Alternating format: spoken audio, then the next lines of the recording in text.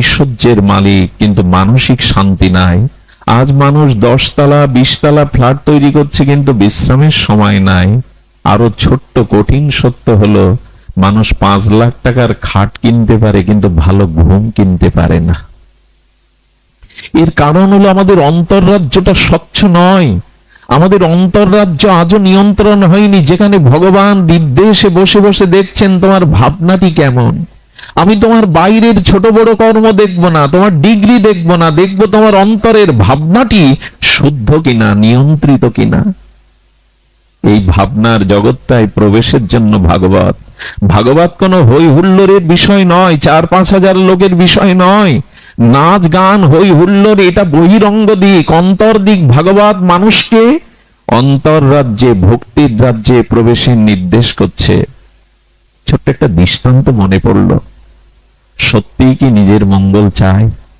সত্যিই কি জন্ম মৃত্যু জরা ব্যাধি থেকে মুক্তি চায়? সত্যিই কি নিজের কল্যাণ চায়? এক যুবক ছুটে গেল এক ফকিরের কাছে। ফকির সাধারণ নয়, ফকির বড় বিজ্ঞ, অন্তর্মনা। ফকির বড় সাধন অনুভূতি সম্পন্ন। সেই বিজ্ঞ সাধন অনুভূতি, অপরোক্ষ অনুভূতি ফকিরকে গিয়ে এক নিমেষে, এক নিঃশ্বাসেই বলে ফেললো, আমি জীবন চাই, আমি কল্যাণ চাই, আমি পরমাত্মা চাই, আমি জ্ঞান চাই, আমি ভক্তি চাই, আমি মুক্তি চাই, আমি ভগবানের স্বরূপ রাজ্যে ফিরে যেতে চাই, আমাকে উপায় বলুন। ঋষি তুল্য অনুভববেদ্য ফকির আপাদ মস্তক চেয়ে দেখছেন এর বলাটা ভেতর থেকে আসছে না বাইরে থেকে আসছে। একটা কথা বলা প্রয়োজন। সাধু দেখলেই যে আমাকে এখানে আসবার জন্য, আমি তো নর্দমার কীট, মূর্খ, একজন সাধারণ সংসারী বিষয়ে অনেকেই প্রণামের জন্য ঠেলাঠেলি করছেন, পায়ে হাত দিয়ে প্রণাম করছেন। এখানে যে আমাকে প্রণাম করলেন, বাড়িতে গুরুজন পিতামাতাকে এইভাবে প্রণাম করেন তো? ওই রাজ্যটা ঠিক আছে তো? এখানে আমার কাছে প্রশ্ন করেন কি করে ভক্তি হবে, কি করে কল্যাণ হবে, কি করে মুক্তি হবে? এই প্রশ্ন নিজের বিবেকের কাছে করেন তো, না শুধু করতে হয় তাই সাধুর কাছে করেন? যদি সত্যিই নিজের কল্যাণ চান, এই জন্ম মৃত্যু মরা সংসার থেকে নিজের আত্মকল্যাণ চান, সাধু দেখছেন, ফকির দেখছেন, এর প্রশ্নটা ভেতর থেকে আসছে কি বাইরে থেকে? উনি তাকিয়ে দেখলেন না, এখনো যোগ্য হয়নি, এখনো প্রকৃত আধার পাত্র হয়নি। তবু যে কথাগুলি বলেছে ওকে একটা পথ দেখানো উচিত। ওনার ঝোলা থেকে, ভিক্ষার ঝোলা থেকে বের করলেন একটা পাথর, বের করে বললেন, সবজি বাজারে যাও, ওখানে পাথরের বিনিময়ে কতটুকু সবজি পাবে জেনে এসো, তবে নির্দেশ হলো পাথরটা কাউকে দেবে না। সবজি বাজারে গিয়ে এক গরিব কৃষক সবজিকে বলছে, পাথর নিয়ে কতটুকু সবজি দেবে? বলে, খেয়ে কাজ নাই, পাথর নুড়ি নিয়ে কি করব? 2 টাকা বেচলে আমার সংসার চলবে, যাও বেরিয়ে যাও, সকালবেলা এখন পাথর এনে দেখাচ্ছে, মূল্য কি? এক বুড়িমা দেখছে পাথরটা চকচকে, আমার নাতনিটা খেলতে চায়, বাবা 1 টাকায় পাথরটা দেবে? যদিও ওর মূল্য 1 টাকা না, মূল্য নাই, তবু নাতনির জন্য নিয়ে যেতাম। ফকির বলেছে পাথর দেবে না, চলে আসবে। আরে পাথর তো কেউ নিতে চায় না, এক বুড়িমা তার নাতনির খেলনার জন্য 1 টাকা বলল। বলে, এবার স্বর্ণের দোকানে যাও। স্বর্ণের দোকানে গেলে ওইটা ঘষে মেজে দেখে বলছে 10,000 টাকা দেব। বাহ, নিতে চায় না, অপেক্ষা করে, কেউ বা 1 টাকা বলে, এ দেখি 10,000 বলছে। বলে, আর এক স্বর্ণের দোকানে গিয়ে বলছেন 1 লক্ষ টাকা দেব, পাথর দেবে? কিন্তু মনে আছে ফকির বলেছে পাথর কাউকে দেবে না। ফিরে আসার পরে বলছেন, আপনার এই পাথরে কি জাদু আছে? কেউ 2 টাকা বলে, কেউ অপেক্ষা করে, কেউ 10 লাখ টাকা বলছে। বলেন, জহুরির কাছে যাও। জহুরি ওটা ঘষে মেজে বলছেন, এটা কেনার পয়সা আমার নেই, সম্রাটের কাছে চলো। রাজার কাছে গেলে বললেন, এর মূল্য 10 লক্ষ নয়, 1 কোটি টাকা মূল্য দেবে, এটা কোহিনূর হীরা। কিন্তু নিষেধ ফকিরের। ফকিরের কাছে এসে বললেন, বড় জাদু দেখালেন। কেউ উপেক্ষা করে, কেউ বলে 2 টাকা, কেউ বলে 10,000, কেউ বলে লাখ, কেউ বলে কোটি, আছেটা কি? পাথরটা তাড়াতাড়ি হাত থেকে নিয়ে ভেতরে দিলেন। বলেন, তুমি যে মুক্তি চাইছো, কল্যাণ চাইছো, ধ্যান দিয়ে শুনুন, তুমি যে কল্যাণ মুক্তি চাইছো, কিন্তু তোমার মানসিক অবস্থানটা হলো ওই সবজি বাজারের বুড়ির মতো তোমার দাম 1 টাকা, কি করে পাবে তুমি এই মুক্তি ভক্তি প্রেম? আমরা যে চাইছি কল্যাণ, আমি পাত্র হয়েছি তো। আচ্ছা, বাজারে হোমের ঘি কিনতে কেউ প্রাচীনের পাত্র নিয়ে যান?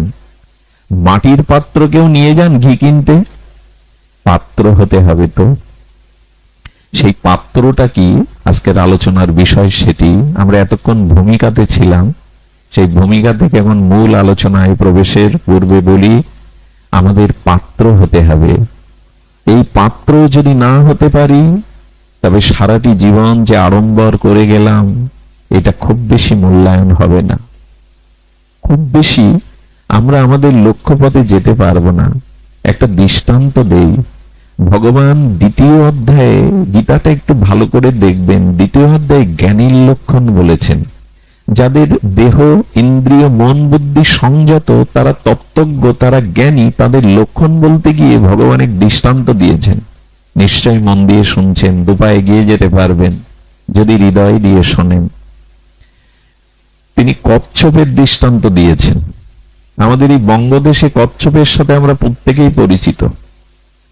এই কচ্ছপের দৃষ্টান্ত দিয়ে বলছেন, কচ্ছপ জলেও থাকতে পারে, স্থলেও থাকতে পারে, এরা সবখানে থাকতে পারে, বিচরণ করে। কিন্তু ভগবান জ্ঞানীর লক্ষণ বোঝাতে গিয়ে কচ্ছপের দৃষ্টান্ত দিয়েছেন। এই জন্য ওরা চলে দেখবেন খুব দ্রুত না, ধীর গতিতে, এবং চারিদিকে লক্ষ্য রেখে চলে। ভগবান যেন জানাচ্ছেন জ্ঞানীর লক্ষণ। জ্ঞানী তার জীবন পথে, তার এই জীবনের পথে চারিদিকে লক্ষ্য রেখেই চলে। আমার চলাটা ভুল পথে হচ্ছে না তো? আমার চলাটা আলো থেকে অন্ধকারের পথে যাচ্ছে না তো? আমার চলাটা সেই মুক্তি থেকে বন্ধনের পথে যাচ্ছে না তো? কচ্ছপের চলা যদি ছেড়ে দিয়ে দেখেন, দেখবেন খুব সতর্ক দৃষ্টিতে ধীর গতিতে যায়। এদিকে ধ্যান দিন, শব্দের দিকে ধ্যান দিন, ধীর গতিতে যায়। এই ধীর গতিতে কচ্ছপ যেতে যেতে কেউ যদি তার গাকে স্পর্শ করে, সামনে কিছু দেখে, আর যখন চলে দেখবেন সমস্ত ভেতরের ইন্দ্রিয়গুলো বাইরে প্রকাশ করে। এতে তার কঠিনতা আসে না। ভেতরের যে ইন্দ্রিয়গুলি যা দিয়ে চলতে হয়, সবটা বাইরে প্রকাশ করে। কিন্তু যেই কেউ স্পর্শ করে, সামনে দেখে, সমস্ত ইন্দ্রগুলো ভেতরে নিতে কি কষ্ট হয়? ওর কথা বলুন, কষ্ট হয়? খুব সাবলীল ভাবে ভেতরে নিয়ে নেয়। নিয়ে কি করে জানেন? অপেক্ষা করতে থাকে, পালায় না, ভয় পায় না, দৌড়ায় না। মিলিয়ে নিন ভগবান শ্রীকৃষ্ণের গীতা শাস্ত্রে জ্ঞানীর লক্ষণ। যিনি জ্ঞানী হবেন, তিনি সমস্ত ইন্দ্রিয়গুলো চারিদিকে দৃষ্টি দিয়েই চলবেন। এই পথ সুপথ তো, এই পথ কুপথ নয় তো। খুব ধীর গতিতে চলে। আর সমস্ত ইন্দ্রিয়গুলো চক্ষু কর্ণ নাসিকা জিহ্বা তাক, এগুলি সংযত রেখে চলে। কিন্তু কেউ যখন তার অন্তরায় হয়ে যায়, অর্থাৎ চলার পথে বাধা হয়ে দাঁড়ায়, তাকে কেউ স্পর্শ করে ধরতে আসে, দেখবেন সমস্ত ইন্দ্রিয়গুলো অবলীলাক্রমে ভেতরে নিয়ে যায়। সাধককে, জ্ঞানীকে, ভক্তকে এই জীবন পথে সতর্কতায় চলতে গেলে যে ভোগ বাসনা সামনে আমাকে নষ্ট করতে আসে, ধরতে আসে, তখন যদি আমি সব ইন্দ্রিয়গুলিকে সংযত করতে পারি নিজের মধ্যেই, তবেই তুমি জ্ঞানী, তবেই তুমি মুক্তির অধিকারী, তবেই তুমি আত্মকল্যাণের অধিকারী।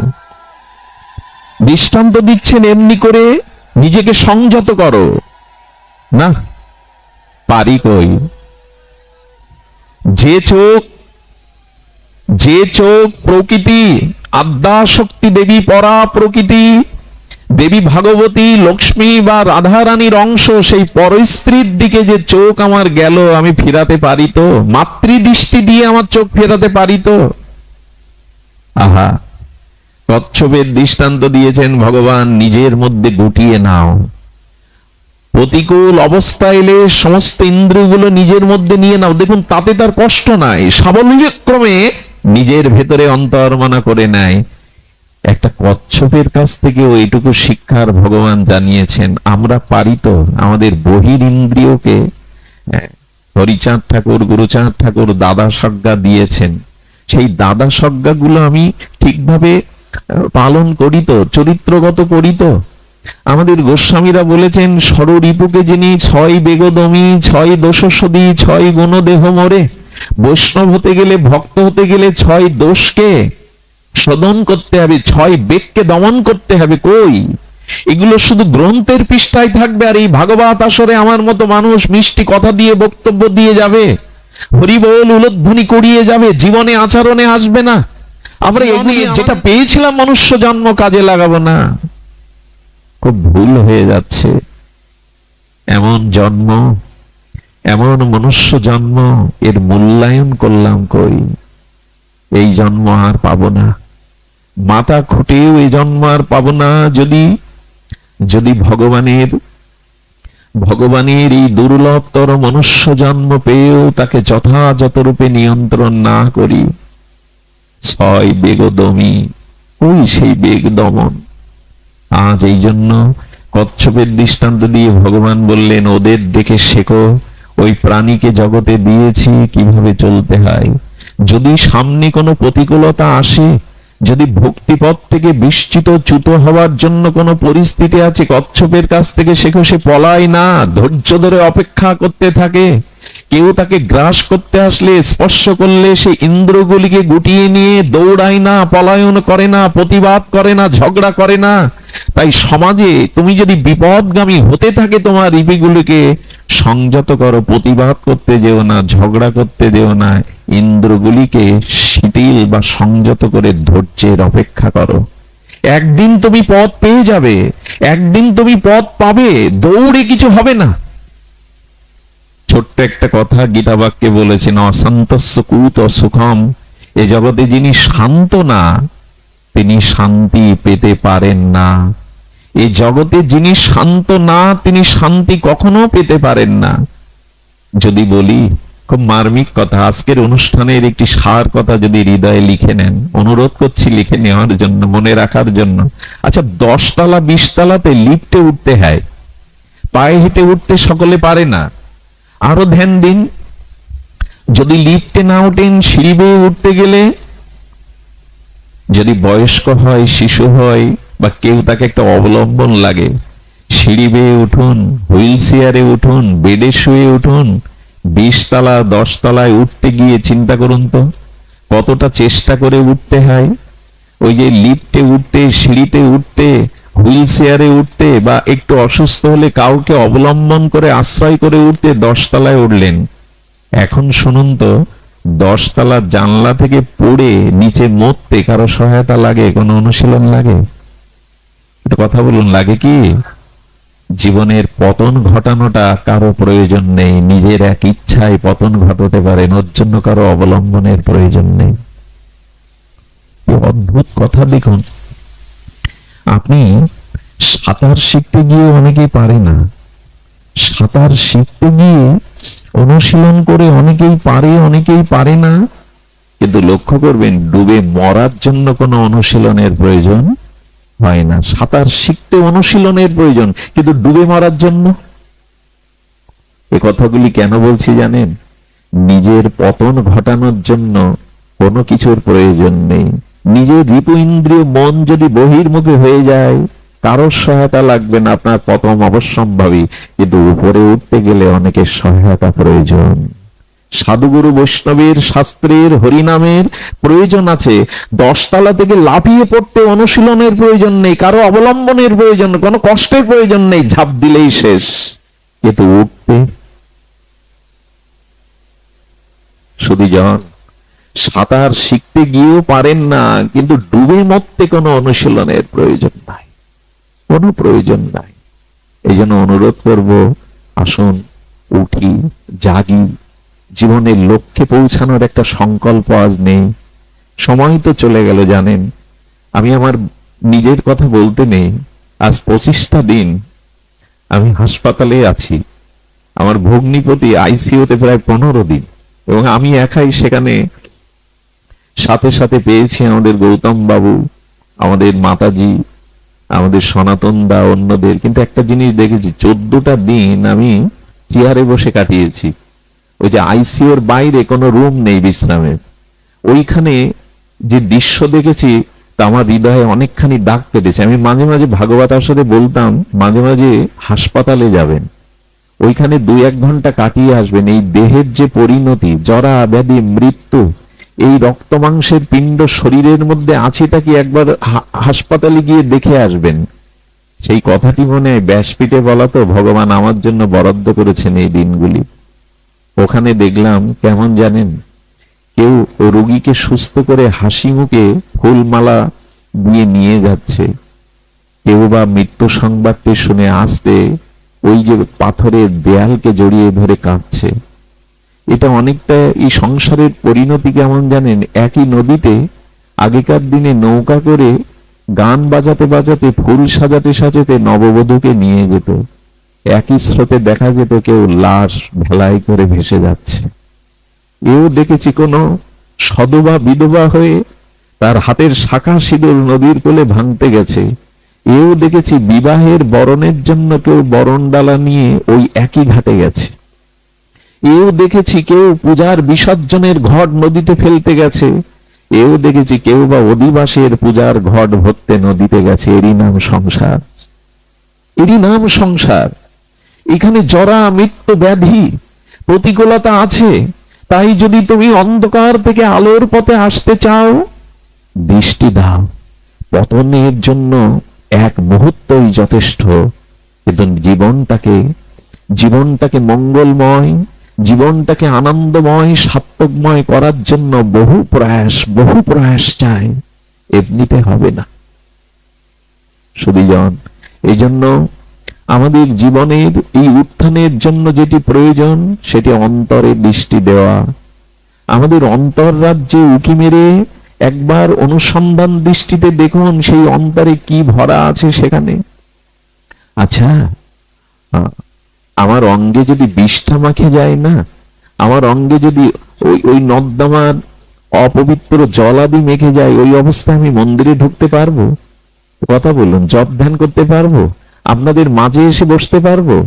তো বাইরে যদি অপবিত্র জল হেয় পদার্থ অঙ্গে লাগলে আমি মন্দিরে না যেতে পারি, ঘরে প্রবেশ না করতে পারি, আপনাদের মাঝে বসতে না পারি, অনন্ত জন্মের কামনা বাসনা কুবুদ্ধি যার হৃদয়ে, সে ধ্যান করবে কি করে? সে মন্দির গিয়ে ভগবানকে প্রসন্ন করবে কি করে?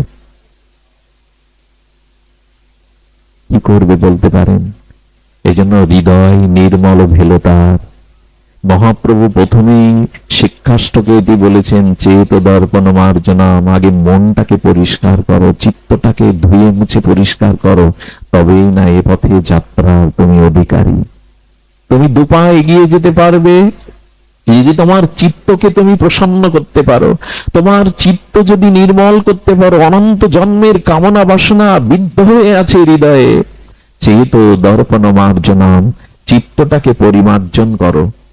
আর সেই পরিমার্জন করার জন্য প্রয়োজন এই সাধু সঙ্গ, এই ভাগবত। এই সাধু সঙ্গ, এই ভাগবত প্রয়োজন হলো এই চিত্তকে পরিমার্জন করার জন্য। আমি বহুবার বলেছি, এই যে বসন্ত আসে, ঋতুরাজ বসন্ত, ফুলে ফলে মধুগন্ধে মধুবার্তা ঋতায়তে দক্ষিণা সমীরণে ফুল্ল ফলে মধুগন্ধে ভ্রমরের গুঞ্জনে। এই যে বসন্ত ঋতুরাজ আসে, এই বসন্তে প্রকৃতি শৃঙ্গার করে, এই বসন্তে ফুল ফলে মধুগন্ধে আমোদিত হয়। অন্য সময় বৃক্ষের মধ্যে তো এত ফল ফুলের মধুগন্ধে আমোদিত হয় না, বসন্তে হয়। তেমনি যার জীবনে সাধু সঙ্গ, মহৎ সঙ্গ, শ্রীগুরু বৈষ্ণব কৃপা সঙ্গ হয়েছে, তার জীবনেই প্রকৃত এই বসন্ত ঋতুর মতে ফুল ফল আনন্দ বিবেক চেতনা প্রকাশ হয়। তাহা না সম্ভব নয়, কোনোদিনও সম্ভব নয়। আমরা এও বলেছি, শঙ্করাচার্য এও বলেছেন, এই যে মধু বসন্ত মধুমাস এলো, এই বসন্তের বার্তা কে জাগিয়ে দেয়? কাকড়া কি জানিয়ে দেয় বসন্ত দুয়ারে এসেছে, ফুল ফুটেছে? না, কাকড়া জানায় না, কাকও জানায় না।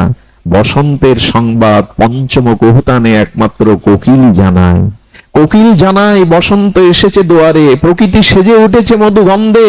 তেমনি আপনার আমার জীবনে ভক্তির বসন্ত এনে দেয়, কাক নয়, কাকড়া নয়, অসৎসঙ্গ নয়, সৎসঙ্গই জানিয়ে দেয় তোমার জীবনের বসন্তের সংবাদ।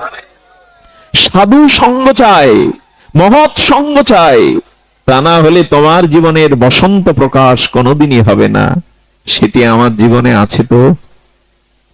এই সাধু সঙ্গ চাই, এই মহৎ পরশপাতরের স্পর্শ চাই, না হলে জীবনে অধরা থেকেই যাবে, জীবন অন্ধকারে থেকেই যাবে। সুধীবৃন্দ, আসুন আমরা পাত্র হই। আর পাত্র হওয়ার জন্য আমরা পূর্বেই বলেছি চিত্তশুদ্ধির একান্ত প্রয়োজন। যত কিছু করেন চিত্তশুদ্ধি না হলে কিন্তু কিছুই হয়নি, শূন্য, কিছুই হয়নি। এজন্য চিত্তশুদ্ধি কি করে হবে? বলে ভগবত ভক্তিতে। আসুন আমরা মূল পর্বে প্রবেশ করি। আচ্ছা, রূপ গোস্বামী পাদ এটি অপূর্ব আমাদের সামনে দৃষ্টান্ত এনেছেন। ভগবান কৃষ্ণ বা যার স্ব ইষ্ট বা ঈশ্বর সচ্চিদানন্দ ভগবান আর ভক্তি, এই দুটো যদি আপনার সামনে আসে, আপনি কোনটা চাইবেন? ভগবান না ভক্তি চাইবেন? রূপ গোস্বামী জানিয়েছেন ভগবান না, ভক্তিকেই চাও। খুব ধ্যান দিন, কথাটি খুব মার্মিক কথা, হৃদয়স্পর্শী কথা। রূপ গোস্বামী পাদ তো জগৎগুরু রসাচার্য বলেছেন, ভক্তি আর ভগবানের মাঝে তুমি ভক্তি চাইবে। কেন জানো? এই 7 পার বাজারে গেছো, হরেক রকম ফল ফুল আস্বাদ্য দ্রব্য দেখছো, কিন্তু সেগুলো কিনে ভোগ করতে গেলে পকেটে পয়সা থাকা চাই। দোকানদার দেবে তো এমনি এমনি? দেবে? এগুলি দেবে না। ফুল ফল আস্বাদ্য বস্তু থরে থরে সাজানো আছে বাজারে, কিন্তু তোমার পকেটে অর্থ চাই, অর্থ ছাড়া ওগুলো তুমি পাবে না।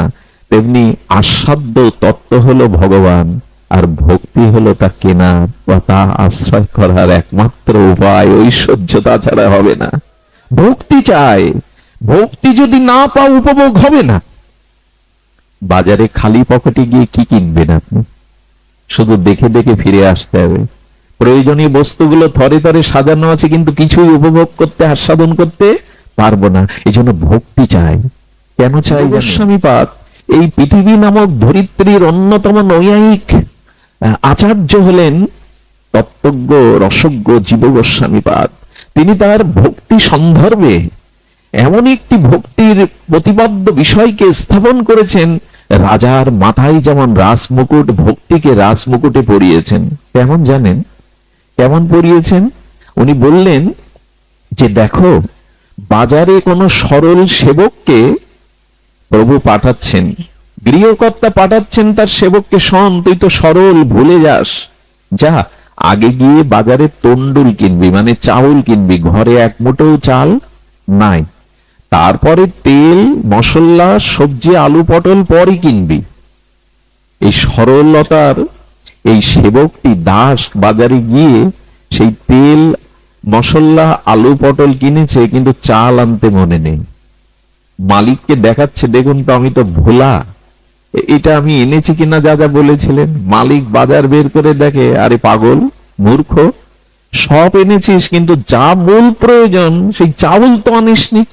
আচ্ছা, আপনাদের উপর বিচার দেই, ঘরে এক মুঠো চাল নাই অথচ তেল মশলা আছে, কি করবেন তা?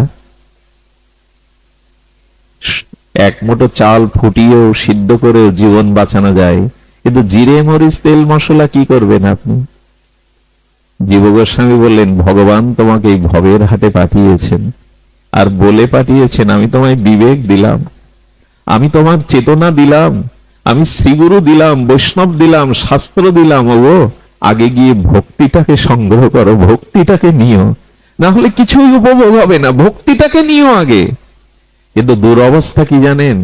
এই ভবের সংসারে এসে অন্য সব জোগাড় করলাম, ভক্তিটা জোগাড় করলাম না। মানুষের কাছে শুনুন, তার গাড়ি আছে, বাড়ি আছে, তার একটু সম্মান দেওয়ার লোকও আছে, কিছু সহায় সম্পত্তি সকলের আছে। প্রশ্ন যদি করি, ভক্তি আছে তো, প্রেম আছে তো, এটা আর কবে সংগ্রহ করব? যে জন্য প্রভু পাঠিয়েছেন সেই ভক্তিটাই তো অধরা থেকে গেল, সেই ভক্তিটাই তো সংগ্রহ করলাম না। তো করলামটা কি? ঘরে এক মুঠো চাউল থাকলে, নুন ঝাল না থাকলেও জীবন বাঁচানো যায়। জীব গোস্বামী বলছেন, প্রভু তোমায় পাঠিয়েছেন, চেয়ে আছে তোমার দিকে। কেমন করে চেয়ে আছেন জানেন? আমাদের বৃহৎ ভাগবতামৃতে সনাতন গোস্বামী পাদ লিখেছেন এক অপূর্ব ভক্তির ক্রম। এক ভক্তি সিদ্ধান্ত, উপাস্য তত্ত্ব সিদ্ধান্ত জানাতে গিয়ে বলছেন, শ্রবণ কুমার একবার বৈকুণ্ঠে যায়।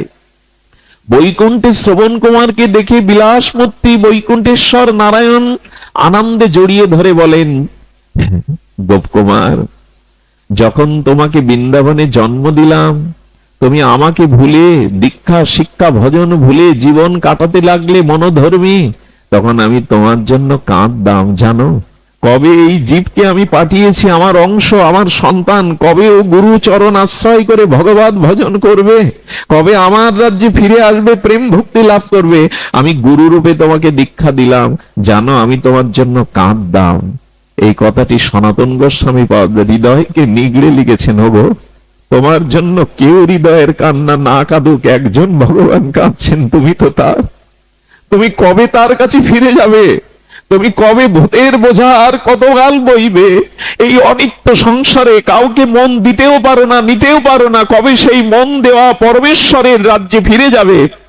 উনি কাঁদছেন। ওই মহা সিন্ধুর ওপার থেকে তিনি গাইছেন, আয় ঘরের ছেলে ঘরে আয়। আর কতকাল ভূতের ব্যাগার খাটবি, আর কতকাল পরের ব্যাগার খাটবি? এটা তোর বিদেশ, এটা দেশ নয়। মন চলো নিজ নিকেতনে। কই সে ডাক তো কানে আসে না, সে সঙ্গীত তো কানে বাজে না। কবে ফিরে যাব তার কাছে? অসুস্থ সন্তানের শিহরে মা বসে থাকে হাসপাতালে, মাথায় হাত বোলায় আর নীরবে মায়ের বেদনার অশ্রু ঝরে, খোকা কবে সুস্থ হবি? কবে মা বলে ডেকে বাড়ি ফিরে যাবি? খোকা, এটা হাসপাতাল, এটা ভালো জায়গা নয়।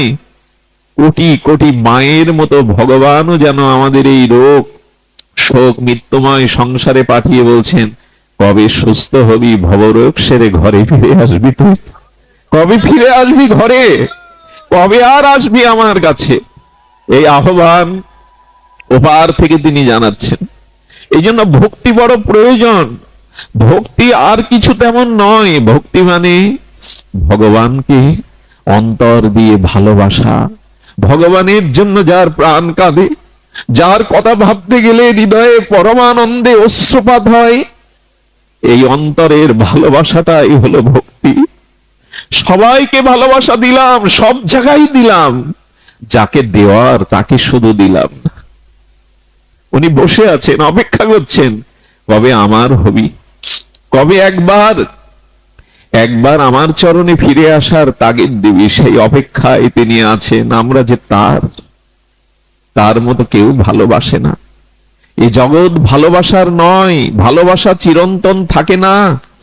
এই জগতে যা কিছু আছে তা যথেষ্ট নয়।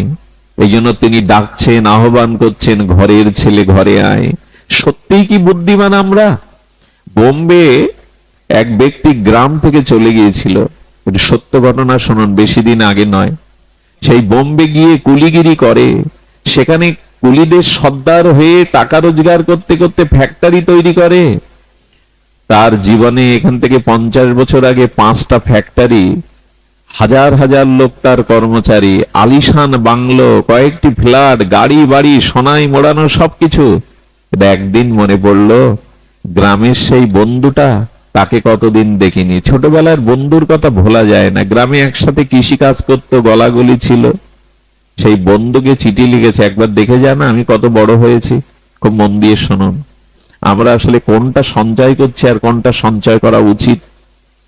বন্ধুর বাড়ি গিয়ে আকাশচুম্বী অট্টালিকা দেখে, তার সোনায় মোড়ানো ঐশ্বর্য দেখে বলছেন, করেছিস কি তুই?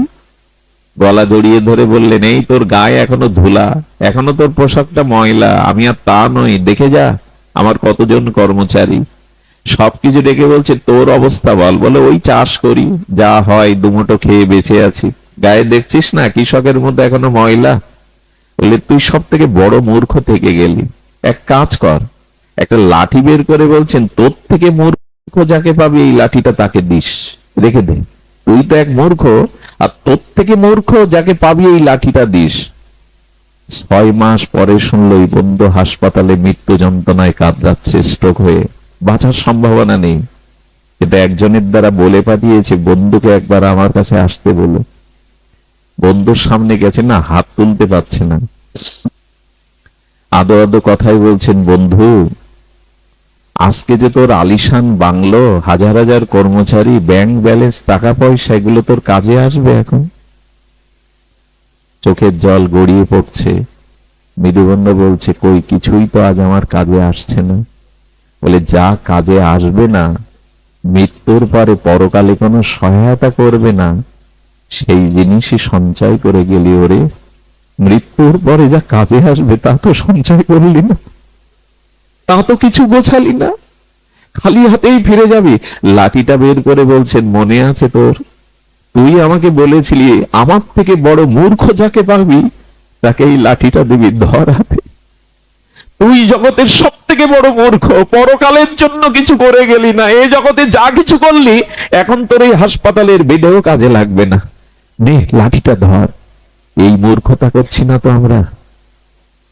এই মূর্খের দলে পড়ি না তো আমরা? শুধু ইহকালের জন্য, সংসারের জন্য গুছিয়ে গেলাম। পরকালে যে আমি একা, ওখানে যে কেউ হাতও ধরবে না, ওখানে কেউ তো পথ এগিয়ে দেবে না। এগুলো আমার আবেগের কথা নয়, এগুলি আসরকে মাতানোর কথা নয়। এটাই চিরসত্য, যে সম্পদ নিত্য, পরকালের জন্য তুমি এটা কতটুকু সঞ্চয় করেছো। ইহকালের কোনো বস্তু তো কাজে আসে না, কোনো কাজে আসে না। হাসপাতালে রুমে যখন মুখে কিছু, আমাদের গৌতম বাবু উনি দুটো প্রসাদ নিয়ে দেন, রোগীর দিকে মুখ তাকিয়ে বলি, 25টা দিন মুখে তিনি কিছু দিতে পারেননি, আমি তার সামনে খাবো, কিছু মুখে দেব, মনে হয় আজকে সব থাকতেও তো একদিন এটা কাজে লাগবে না। সুধীবৃন্দ, একটা জিনিস বলি, অপারেশন করার সময় যখন ডাক্তার অবাস করে না, ওই সময় চেতনা থাকে না। আমার কি মনে হয় জানেন, এই দেহ থেকে আত্মাটা যেদিন বের করে নেবে, কাল বের করে নেবে, সেদিন সমস্ত দেহেন্দ্র অবাস হয়ে যাবে। একটা জায়গায় কাটলে অবাস থাকলে সাড়া থাকে না, আর সমস্ত দেহ যখন আত্মাটা বেরোতে চায় না, যখন কাল এসে টেনে নিয়ে যাবে, তখন হরি বলার সময় পাবো তো? হরি বলার মতো শক্তি থাকবে তো? সেদিন থাকবে তো? আজকে যদি অভ্যাস না করি, আজ যদি হরি ভজন না করি, ওদিন আসবে তো? আসবে না, কোনদিনই আসবে না, এটা আসতে পারে না। ভগবান বলতেন, তেই সমহং সমদ্ভুত্তমিত্য সংসার সাগরাৎ। শুনুন তবে, ভগবানের মর্মস্পর্শী বাণী হলো এই, তে সমহং সমদ্ভুত্তমিত্য সংসার সাগরাৎ। ওগো, এটা মৃত্যুময় সংসার সাগর। তবে জেনে রাখো, যিনি দেহ মন বুদ্ধি আমাকে অর্পণ করে আমাকে ভজন করেছেন, আমি কি করব জানো? ভবাবিনা অচিরাৎ পার্থ মজ্জবেশিত চেত সাম। কি অভয় বাণী! আহা, ভগবান বললেন, যেদিন আমার স্মরণ নিয়ে এই জীবনটা কাটাবে, সে কি করবে জানেন? এই মৃত্যুময় সাগরের তীরে এসে দাঁড়ালে তাকে আমার তরণীতে উঠতে হবে না। আমি কি করব জানো? আমি কান্ডারি হয়ে, মাঝি হয়ে ওই ভবপারের খেয়াঘাটে দাঁড়িয়ে তাকে উঠতে হবে না। অচিরাৎ আমি তাকে বুকে জড়িয়ে ধরে হাত ধরে নৌকায় তুলে পার করে দেবো। আমি কথা দিলাম, এতে সংশয় করো না, আমি কথা দিলাম, আমি তাকে পার করে দেব। যে আমার পথে চলেছে, যে আমাকে ভালোবেসেছে, সর্বস্ব অর্পণ করেছে, এই মৃত্যু সাগরের তীরে দাঁড়ালে আমি কান্ডারি, আমি মাঝি, আমি কৈতব, আমি গিয়ে তাকে বুকে নিয়ে হাত ধরে আমার তরণীতে তুলে পার করে দেব। তাকে উঠতে হবে না, অচিরাৎ। এরপরেও সংশয় থাকার কথা আমাদের। আমি অচিরাৎ তাকে, দেরি করব না, তাকে খুব দ্রুত আমার তরণীতে তুলে নেব, আমি তাকে পার করে দেব। আচ্ছা ভগবান, ভক্ত তোমার কাছে প্রশ্ন যদি করে, সারা জীবন ভগবত ভজন করেছে, সংকীর্তন করেছে, আরাধনা করেছে, কিন্তু দেখবেন অনেকের মৃত্যুর সময় দেহে কোনো সাড়া থাকে না, হয়তো প্যারালাইসিস হয়ে গেল, হয়তো তার স্মৃতিশক্তি লোপ পেল, উন্মাদ হয়ে গেল। ভগবানকে যদি বলি, সারা জীবন ভালোবেসে অশ্রু সজল নয়নে তোমার নাম করে কি পেলাম প্রভু, অনেকেই কি বলে জানেন? এই লোকটা না সারা জীবন সাধু পথে, ভজন পথে চলেছে, অথচ মৃত্যুর সময় এভাবে মরল, বোবা হয়ে মরল, পাগল হয়ে মরল, স্মৃতি শক্তি নাই মরল। এটা বলবেন না, কেন ভগবান অঙ্গীকার করেছেন, সারা জীবন নিত্য নিরন্তর যে আমাকে স্মরণ করেছে, মৃত্যুর সময় যদি তার দেহ স্মৃতি কাজ না করে, আমি তার হয়ে তার হৃদয়ে বসে তার হয়ে নাম করিয়ে নেব। আমি দায়িত্ব নেব গো, আমি দায়িত্বটা নেব। দায়িত্ব তখন তার নয়। জগৎ সেবম বহম মহম, আমি তার ভার বহন করে তার হয়ে নাম করিয়ে নেব, আমি তার নাম করিয়ে নেব। ভবামি না চিরাত পাত্র মজ্জবেশিত চেত সাম, একবার মন আমাকে দাও, ভালোবাসাটা অনুরাগটা আমাকে দাও, ভুল জায়গায় দিতে যেও না। আমি কথা দিচ্ছি অচিরাত তোমাকে এই মৃত্যু সংসার সাগর হতে আমি পার করে দেব। এই জন্য বাহিরে সুখ নাই। আর ভজন করলে কি হয় জানেন? ভজন করলে শোক ব্যাধি এই জরার মধ্যে থেকেও একটা মানবিক শান্তি, একটা চেতনা পাওয়া যায়। দুঃখ কিন্তু তাড়িয়ে দিতে পারবো না, আমি পারবো না, না আপনি। জরা, মৃত্যু, ব্যাধি, দুঃখ এগুলো কেউ তাড়াতে পারবে না। ভক্তের জীবনেও আছে, অভক্তের জীবনে আছে। কিন্তু ভক্ত হয়ে লাভ কি জানেন? ভক্তি পেয়ে লাভ কি জানেন? লাভ এইটুকুই যে প্রতিকূল অবস্থায়, রোগ শোক জরাব্যাধি অবস্থায় ভক্তের ভাবনাটা কি থাকে? ভক্তের ভাবনাটা থাকে, সেই ভাবনাটা এটা তোমার মঙ্গল, এটা আমার কর্মফল। সে এর মধ্যে থেকে একটা কিছু শক্তি পায়। এই জন্য ভক্তের জীবনেও দুঃখ আসবে, অভক্তের জীবনেও আসবে। পার্থক্য এইটুকু, ভক্ত তার সহনশীল হয়ে মেনে নিতে শিখবে। এর মধ্যেও তার কোনো করুণাকে সে উপলব্ধি করবে। আর ভক্তের দুঃখের মধ্যেও ভগবত অনুভূতিটি তার কাজ করবে। ভজন করলে, ভক্তিপথে এলে রোগ শোক জরা মৃত্যু ব্যাধি অপমান আসবে না তা নয়, আরো বেশি আসার সম্ভাবনা। কিন্তু তার মধ্যেও সে ওই যে বদ্ধ ঘরের মধ্যে জানলাটা খুলে দিলে যেমন দক্ষিণে একটা বাতাস পরশ বুলিয়ে যায়, দেহে শীতল ছায়া একটা আনন্দ দিয়ে দেয়, সুশীতল একটা পরমানন্দ হাওয়া লাগে। দেখেন, বদ্ধ ঘরে থাকলে তা পায় না। একই ঘর ভজন যারা করে, হৃদয় দুয়ার যারা খুলে দিয়েছে, ওই বিপদের দিনে, মৃত্যুর দিনে, শোকের দিনে জানলার মধ্যে দিয়ে দক্ষিণা বাতাস এসে তাকে শান্তি দিয়ে দেয়। ওর মধ্যেও সে একটা শান্তি পেয়ে যায়। এটা তোমার করুণার দান, এটা তোমার কৃপার দান। এই উপলব্ধি এই ভজন থেকে আসে, এই ভক্তি থেকে আসে। তাই অনুরোধ করব আপনাদের, ভেঙে পড়বেন না। শূন্য স্থান ভগবান দেন ওই শূন্য জায়গায় তাকে বসানোর জন্য। তবে ভক্তি পাওয়ার উপায় একমাত্র সাধু সঙ্গ। আমি আপনাদের ইতিপূর্বেও শুনেছি, ভগবানকে পাওয়ার উপায় শাস্ত্র, জ্ঞান, ধ্যান, যোগ, সাধনা, এটাতে পাওয়া যায়। তীর্থযাত্রা, বিগ্রহ সেবা, দেব দেবীর আরাধনা, এটাতে পাওয়া যায়। কিন্তুটা কি?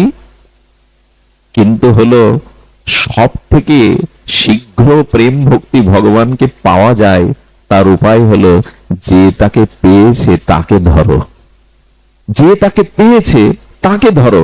এগুলিতে পাওয়া যাবে। ভজন, সাধন, ধ্যান, যোগ, কর্ম, তীর্থ পর্যটন, বিগ্রহ সেবা পাওয়া যাবে হয়তো কোনো কালে। কিন্তু যে পেয়েছে তাকে ধরো, তাহলে দ্রুত পেয়ে যাবে। যে তাকে পেয়েছে তাকে ধরো, খুব দ্রুত ভগবানকে পাওয়ার এছাড়া পথ নেই। যে তাকে পেয়েছে তাকে ধরতে, এই জন্য তো সাধুর কাছে যেতে হয়। আপনাদের মনে আছে, আমাদের রসিক মুরারির কথা খুব ধ্যান দিয়ে শুনতে হবে। সাধু সঙ্গে অনুরাগী ভক্ত সঙ্গ হলে কি হয়? এই ভক্তি পাওয়ার একমাত্র পথ ভগবানও বলে দিয়েছেন রসিক মুরারির এই দিব্য জীবনীতে। দেখুন, ভগবান বলছেন, আমাকে ভজিবার যার আছে অভিলাষ, ধ্যান দিন, শব্দের দিকে ধ্যান দিন। আমাকে ভজিবার যার আছে অভিলাষ, সে ভজুক গিয়ে মোর মঙ্গল দাস। গোবিন্দ বলছেন, আমাকে ভজবার যার অভিলাষ বা ইচ্ছা আছে, সে যেন আমার দাসকে ভজন করে। যে তাকে পেয়েছে না, তাকে ধরুন, দ্রুত তাকে পাওয়া যাবে। অন্য পথটা পাওয়া যাবে, সেটা যুগ যুগান্তর, জন্ম জন্মান্তরের অপেক্ষা আছে। কিন্তু যে তাকে পেয়েছে তাকে ধরলেই পাওয়া যাবে। এটাই বিধি, এটাই রীতি। রসিক মুরারি তিনি এক গ্রামে শিষ্যের বাড়িতে আছেন। ভক্তমালে দেখে নেবেন চোখ বুলিয়ে। এই রসিক মুরারি যেখানে আছেন তিনি রাজ কর্মচারী। তো গুরুদেবকে পেয়ে, এমন রসিক জনকে পেয়ে তিনি 2 দিন রাজ কার্যে যাননি, এবং রাজার দক্ষিণ হস্ত বলা যায় তাকে। 2 দিন পর সংবাদ দিয়ে যখন তাকে ডেকেছে রাজা, সম্রাট ডেকেছে, বলছে কেন আসেনি? বলে আমার গুরুদেব এসেছে, গুরুচরণ ছাড়া রাজকার্য আমার কাছে অন্ধকারের মতো লাগে। বললো বলিহারি তোমার গুরুদেব, তোমার মতো রাজ কর্মচারীকেও যে আবেশে বেঁধে ফেলেছে, তাকে তো একটু দেখতে হয়, নিয়ে আসো। মনে মনে বললেন কেমন গুরু, কেমন সাধু, একটু পরীক্ষা তো করতে হবে। পালকি পাঠিয়েছেন, আর ভেতরে ভেতরে তার বিনাশ করার জন্য মস্ত হাতি রেখে দিয়েছেন। হাতি যেন তাকে আক্রমণ করে। দেখি সাধু যদি হয়, প্রকৃত সাধু যদি হয়, তবে এই মত্ত হস্তিকে সে বশ করুক। দেখুন, আমরাও মাঝে মাঝে এরকম পালকি পাঠাই, ফুল ছড়াই, আবার মনে মনে তার নিন্দাও করি। এই কপটতা থাকলে সাধু সঙ্গের এ পথে কিছু পাবেন না। সরল প্রাণী, বিশ্বাস শ্রদ্ধার সহিত এই রাজ্যটা, এই রাজ্যে কোনো কপটতার স্থান নেই। মন মুখ 2 রকম হলে এ রাজ্যে শূন্য হাতে তাকে ফিরে যেতে হবে, কিছুই পাওয়ার নেই। গাও গাও সবে গৌরাঙ্গের গুণ, সরল করিয়া মন। মন সরল না হলে কপট এই রাজ্যে কিছুই পাবে না। ছাড়ো রে মন কপট চাতুরি, বদনে বলো হরি হরি, তবেই তো পাবে। কপটতায় আজ আমাদের ঘিরে ধরেছে, কপটতায় আজ আমাদের ভক্তি পথের, এই সরল পথের অন্তরায় হয়ে দেখা দিয়েছে। রসিক মুরারি পালকি নয়, বললেন হেঁটে যাব। সামনে মস্ত হস্তি, রাজা চিলেকোঠার ওপর থেকে দেখছে যে কেমন সাধু পরীক্ষা করে নিতে হয়। রাজ কর্মচারীকে শিষ্য বানিয়ে ধন লোভে, প্রতিষ্ঠার লোভে শিষ্যকে আটকে রেখেছে, দেখতে চায়। মস্ত হস্তির চোখ রাঙা রাঙা হয়ে গেল, উন্মত্ত হয়ে যখন যখন রসিক মুরারির দিকে ধেয়ে আসছে, রসিক মুরারি পলায়ন নয়, ওর চোখ রাঙা হাতির, মস্ত হস্তির, আর রসিক মুরারির চোখে যখন বিন্দু বিন্দু জল ঝরছে, সামনে গিয়ে হাত জোর করে বললেন, ওরে কত জন্মের কত অপরাধে এমন শক্তিশালী হয়েও মানুষের বশবর্তী হয়ে জীবন কাটাচ্ছ। হাতির সামনে গিয়ে হাত জোর করে চোখের জলে বলেছে, একবার হরিবল, একবার হরিবল। এই সিনেমা নয়, গল্প নয়, উপন্যাস নয়। ভক্তমালে বলছেন রসিক মুরারি কেঁদে ফেলেছে, হস্তির সামনে গিয়ে বলছে একবার হরিবল। জীবন সার্থক কর। কি বলবো আপনাদের, এরা জাদু জানে না। এদের হৃদয়ে যে ভগবানের প্রেম আছে, ভক্তি আছে, নয়নে জল আছে, এটাই যথেষ্ট। মস্ত হস্তির লাল চোখ জলে ভরে গেল। কি জানো ওর আসলে কি জানেন? আগুনে হাত দিলে যেমন জেনে জ্ঞাত অজ্ঞাত সারে হাত দিলে যেমন হাত পড়ে, যদি কোনো ভগবানের প্রিয় ভক্ত, নিষ্কাম ভক্ত, অপরাধ শূন্য ভক্তের হরিনাম হরিকথা কানে যায়, তবে আগুন যেমন পুড়িয়ে দেয়, হরিনাম কানে গেলেও হৃদয়ের পাপ বুদ্ধি পুড়িয়ে দেয়। হৃদয় আর পাপ বুদ্ধি থাকে না, হৃদয়ে থাকে না। এই যে এখানে আমরা সবাই একসাথে নারী পুরুষ বসেছি, এখন কারো মনে কোনো পাপ বুদ্ধি উদয় হয় নাই। হরিকথা হরিনাম ভগবত ভক্তের মুখ দিয়ে, কর্ণ দ্বার দিয়ে প্রবেশ করলে চিত্তে পাপ বুদ্ধি বিনাশ হয়ে যায়। আগুন যেমন পুড়িয়ে দেয়, হরিকথা হরিনাম পাপ বুদ্ধিকে পুড়িয়ে দেয়।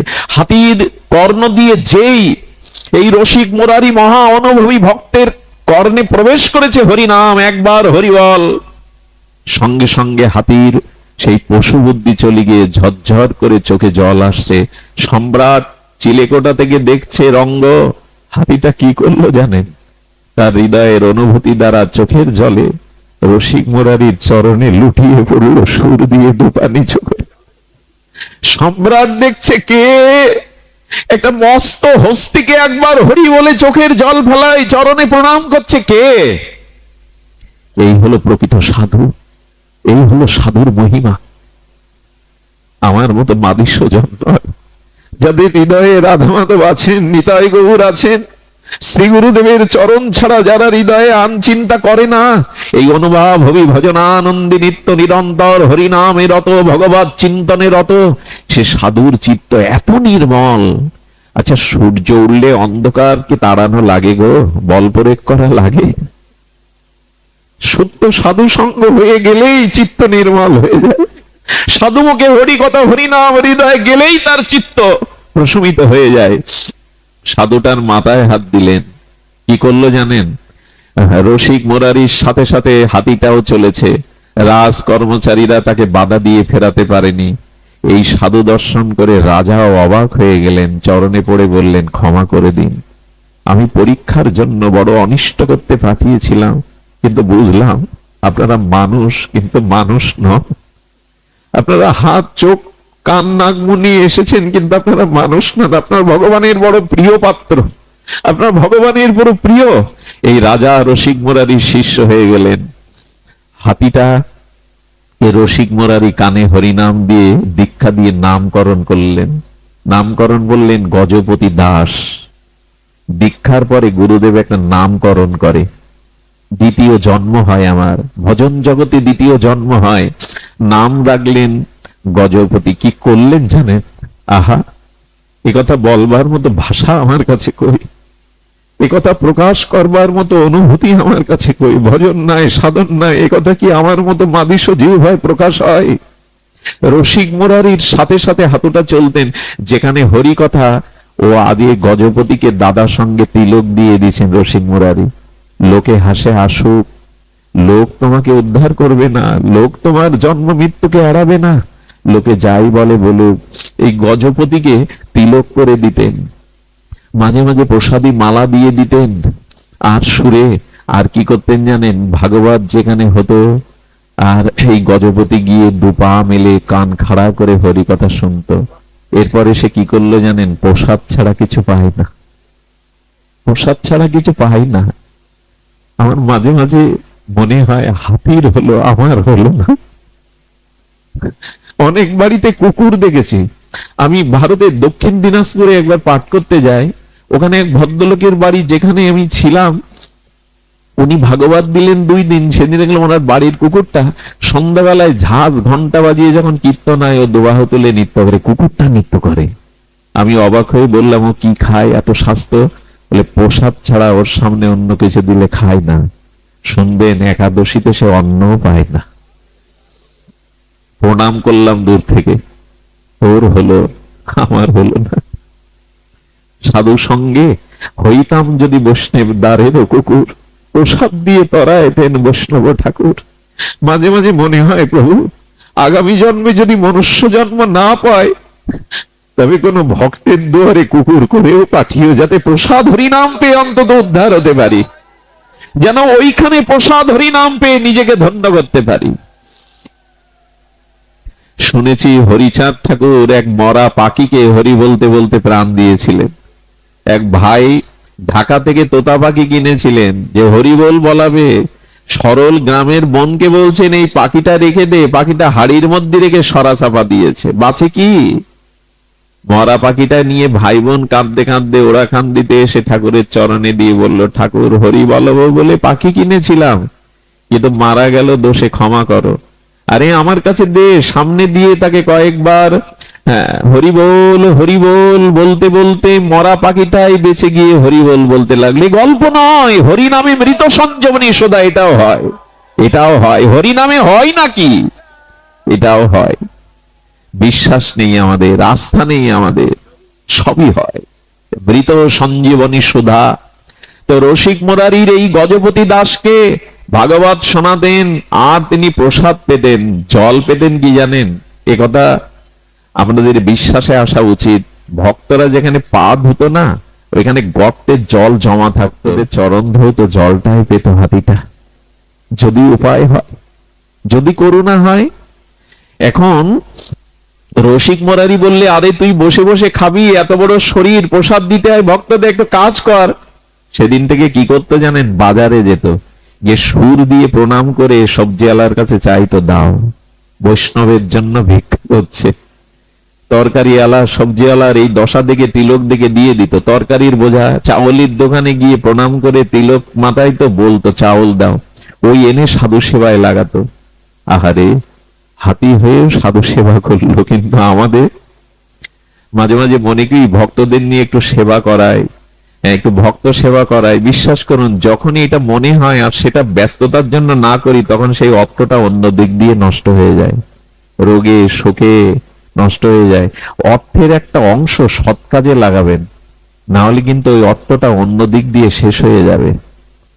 মামলা মকদ্দমা, চুরি ডাকাতি, সন্ত্রাসী, রোগ শোক কোনো না কোনো ভাবে বেরিয়ে যাবে, আটকাতে পারবেন না। এটাই জগতের নিয়ম। আজকে এই যারা এই অনুষ্ঠান করছে ধন্য তারা, এদের প্রত্যেকের পা ছুঁয়ে যদি প্রণাম করা যেত।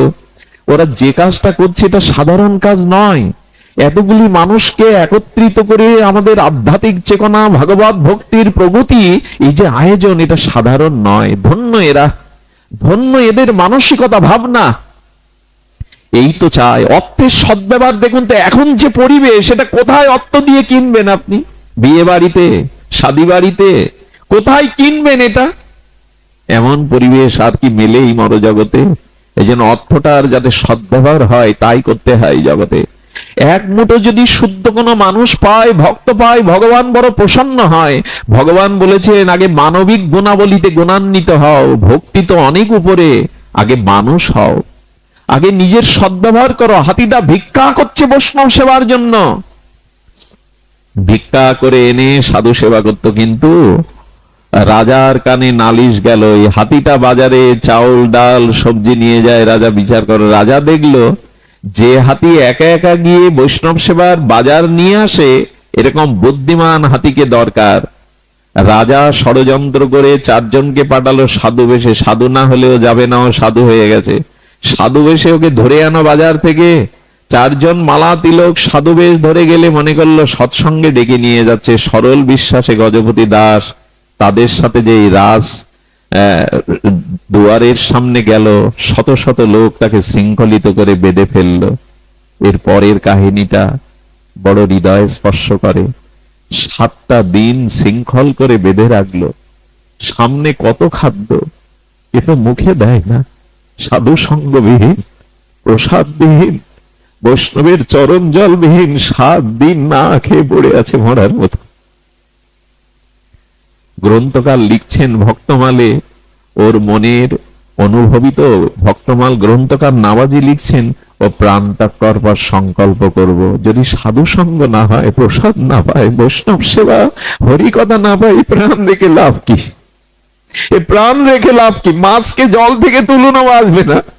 যারা এই পথে এসেছেন, ভজন অনুভব পেয়েছেন, তারা সাধু সঙ্গ, হরিকথা, হরিনাম ছাড়া তারা বাঁচবে না। অন্য কিছু দিয়ে তাদের বাঁচানো যাবে না, এটা তাদের প্রাণের দাবি। মাছ বাঁচে না জল ছাড়া, ভক্ত ভক্তি ছাড়া, ভজন ছাড়া, সাধু সঙ্গ ছাড়া বাঁচে না। সুধীজন, সুধীজন, এমনি করে 7 দিন যখন সংকল্প করে পাবে না, রাজ সম্পদ পাবে না। রাজা বললে এক কাজ করো, গঙ্গার তীরে নিয়ে যাও। এখানে বদ্ধ জায়গায় হয়তো পেতে পাচ্ছে না, গঙ্গার তীরে নিয়ে শৃঙ্খলিত করে নিয়ে যাও, নিয়ে ওখানে দেখো কিছু খাই কিনা, হলে বাঁচানো যাবে না।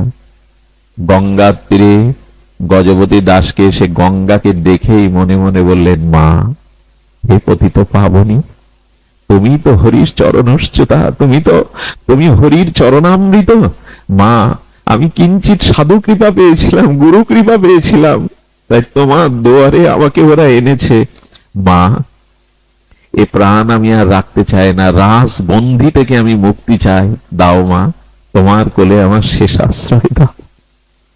হাতিটা এই বলতে বলতে শৃঙ্খল মুক্ত হয়ে সেই যে গঙ্গায় প্রবেশ করলো, সুরটা উঁচু করে মা গঙ্গাকে সাক্ষী রেখে বলছে, মা, এ দেহ তোমাতেই পতন হোক, তুমি হরির চরণ থেকে প্রবাহিতা, তোমার চরণে দেহ রাখলে আমি আগামী জন্মে হয়তো বৈষ্ণব শরীর পাবো, মনুষ্য শরীর পাবো, ভজন করতে পারবো, দাও মা, আমাকে আশ্রয় দাও। সেই গঙ্গাতেই গজপতি দাস প্রাণ ত্যাগ করে চিরদিনের মতো ভগবত রাজ্যে ফিরে গেল। এই হলো সাধু দর্শন, সাধু সঙ্গের মহিমা। সদ্গুরুদেবের এই হলো মহিমা। শ্রীগুরু পাদ পদ্ম, সদ্গুরু চরণাশ্রয়, এটাই হলো মহিমা। আর আমাদের এই যুগ চৈতন্যের যুগ, আমাদের এই যুগ নিত্যানন্দ করুণার যুগ, আমাদের এই যুগ ব্রজভজনের যুগ, আমাদের এই যুগ নবদ্বীপের সংকীর্তনের যুগ। এই বিশেষ কলিতে চারিদিকে অন্ধকার বটে, কাম কামনা হিংসা বিশ্ব জুড়ে লোকক্ষয়, রক্তক্ষয়, কিন্তু এর মধ্যেও একটি পরম পাওয়া আছে। এটা নিতাই চৈতন্যের যুগ, এটা হরি নামের যুগ, এটা প্রেমের যুগ। এই যুগে অল্পতেই যারা ভগবত চরণ আশ্রয় করে, হরি নাম আশ্রয় করেছে, সাধুগুরু আশ্রয় করেছে, অতি অনায়াসে পার হতে পারবে। সত্য যুগের মতো কঠোর তপসাধনা নয়, ত্রেতার মতো অশ্বমেধ গোমেধ যজ্ঞ নয়, দাপরের মতো ষোড়শৈশ্বর্যে পূজা নয়। এই যুগে একমাত্র সরল প্রাণী যদি দিনান্তে কেউ একবার নিতাই বলে, একবার গৌর বলে, ভগবান তাকে করুণা করবেন। আমাদের জন্য এই হরিনাম, এই হরিকথা দিয়ে গেছেন। এই হরিনাম হরিকথাকে অবলম্বন যারা করেছে এরা বঞ্চিত হবে না, এরা বঞ্চিত হতে জানে না। চাই দন্য, চাই সংযম, চাই নিরভিমানতা। আজকের দিনে সব থেকে যেটা বড় সেটা হলো এই দন্যের দ্বারা, দীনতার দ্বারা। আজ আমরা যদি একটুখানি হৃদয় সরল করে হরি কথা, হরিনামকে আশ্রয় করতে পারি, তবে আমাদের আর চিন্তা নাই। গৌরাঙ্গের দুটি পদ, যার প্রেম সম্পদ, সে জানা ভক্তি রস সার। এই তো মহাজনের বাণী। শ্রী গৌর চরণকে যারা আশ্রয় করেছে, দিনান্তে যারা একবার নিতাই চরণকে আশ্রয় করেছে, হা নিতাই বলে ডেকেছে, তাদের আর ভয় নাই। তারা এই অবনী পরে প্রেম ভক্তির সম্পদ রূপ তাকে পাবে।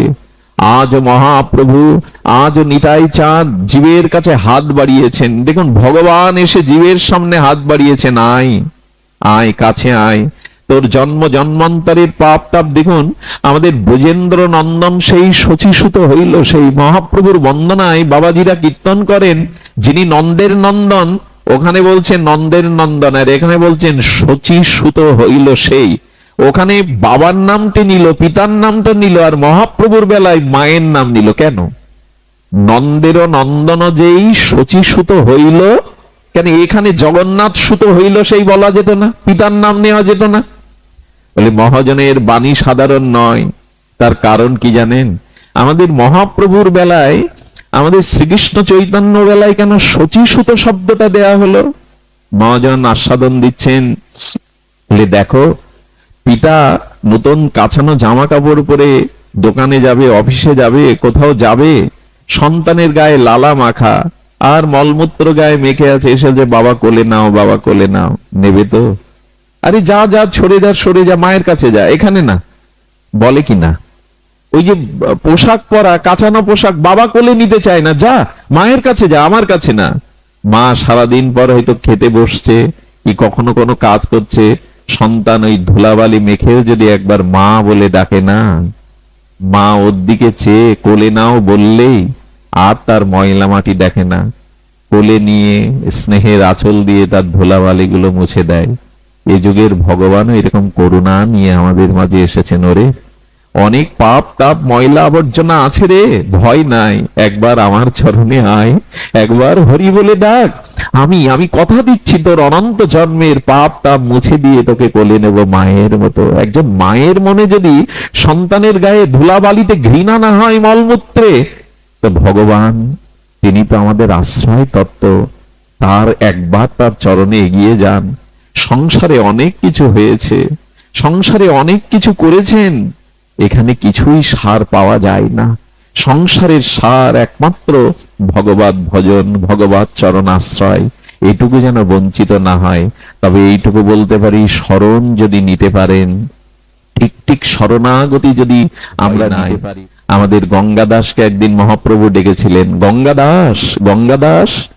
গঙ্গাদাস এক বয়োবৃদ্ধ হাত জোড় করে গৌরের সামনে এসে বলছে, প্রভু, এই অধমের নাম ধরে ডাকলে প্রভু, আমার এত সৌভাগ্য, আদেশ করো প্রভু। গঙ্গাদাস মনে পড়ে আজ থেকে 40 বছর আগের ঘটনা। গঙ্গাদাস বলছে, প্রভু স্মরণ করিয়ে দিন। বলেন, তোমার ঘরে আগুন জ্বালিয়ে দিয়েছিল বিজাতিরা, মনে আছে? বলে হ্যাঁ।